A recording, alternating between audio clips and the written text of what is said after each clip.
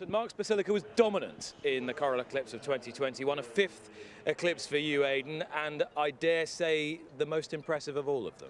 Yeah, very impressive, Nick. We were delighted with him.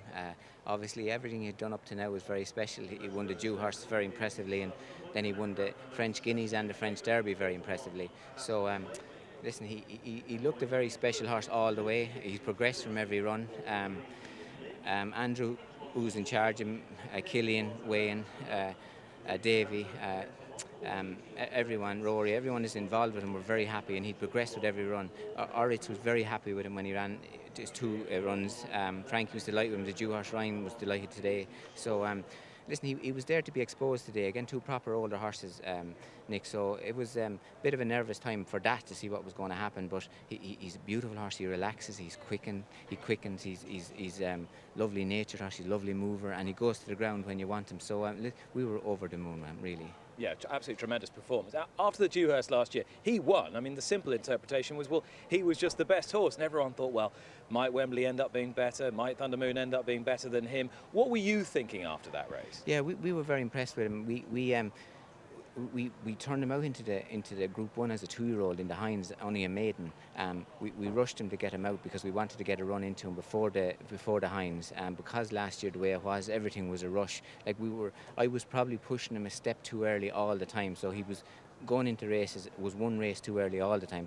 But to his credit, every race he came out of it better than the last one he went into. Yeah. And then the plan was that he would go to France on Arc Day for the 2-year-old race, and then that was abandoned. So it was just sometimes it's not meant to be, and that's why he ended up coming back to the Dew Horse, and that's why he ended up then going to France this year early on. And I suppose when you're asking horses questions that your instincts tell you might not otherwise, but you're kind of being forced to by the programme, is it the case that the really good ones bloom and the less good ones shrivel? Is that really what happened? Yeah, I think, Nick, the special ones, he had a great mind, so it wasn't a problem to him, but he kept coming and he kept taking it, and obviously he always showed that he was good from day one.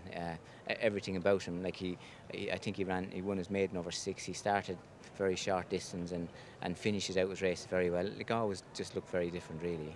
The campaigning this year has been interesting and a little less conventional. I know he has a French pedigree, so that's an added incentive. But what was the sort of driving force behind going to France for those two classics? What did you think would suit him there? Yeah, well, I suppose, like I said, originally the plan was to go Arc Day, and when he came back to the Dew Horse, that was really Wembley's race, you know. So and then we decided we give Wembley and them the chance at the English Derby this year, and that's why he was sent to the French Guineas, or the French Guineas. That's why he was sent to the French Guineas. So that's the way it was. We were just really trying to split up the horses, but the lads were making them decisions, and that's what they wanted to do. And obviously, we were delighted to go with it. Was there anything in the way that French races are run, insofar as you quite often need a blistering turn of foot to win those French races? Did you see that as his strength? You have to quicken, Nick. Absolutely, you have to be able to quicken. And obviously, we never won the French Derby before. We ran for a lot of years in it and kept getting beat because they have to be able to quicken. The French Guineas the same.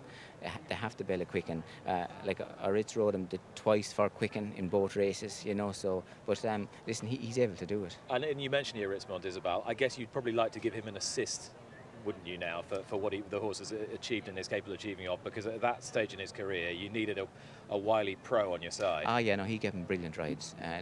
He looked at his videos, he knew exactly, when we spoke to him, he knew what he wanted to do, he knew about the horse from looking at him, what he thought the right thing to do was. So, no, we were very grateful. Obviously, Ryan couldn't go to France, listen, we were just so grateful there to him for riding him. Is there anything that this horse has done today that has in any way taken you by surprise? No, not in any way. But today was a big day, and it was possible he was going to get very badly exposed today, because if he wasn't what we thought he was, against two proper horses, we were really pitching him in. It's very rare that you see two horses like that in an eclipse with that strong a form all over the world, So, but listen, it's a great race and it's a very prestigious race, and delighted that that's what the lads decided to do. Eduardo thought that it would be a lovely race to come to after the French Derby, and the lads all agreed, and that's why he was here. Now, I've just spoken to one of the lads, Michael Tabor, and I sort of asked him what sort of race he'd love to see him in next, and he said obviously he'd leave it all up to you, but he mentioned the Sussex Stakes as a possibility, as to come back to a mile. Does that float your boat? Yeah, listen, it would be no problem to him because he's loads of speed. He quickens very well. It wouldn't wouldn't be a problem if that's what and Michael decides, and John and Derek and everybody. No, like, we'd be delighted. But I suppose what usually happens is we see how they are. We speak to the lads and tell them what way we think they are. We give the lads the options, and then they make up their mind what way they want to go.